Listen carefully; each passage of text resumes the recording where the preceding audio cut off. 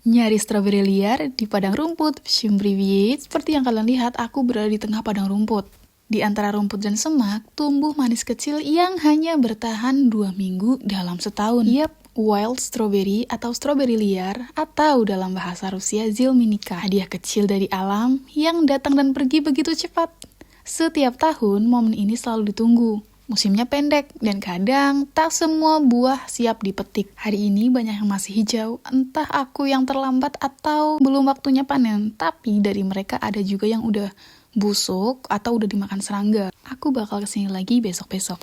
Kemudian di sini aku salvok sama bunga ini bagus banget. Gak cuma tampilannya aja nih yang bagus. Nama bunga liar ini muskmallow. Walaupun liar, tapi muskmallow punya banyak manfaat. Dari teh herbal sampai obat luka ringan. Nah, segitu dulu cerita hari ini. See you in the next video. Ipaka!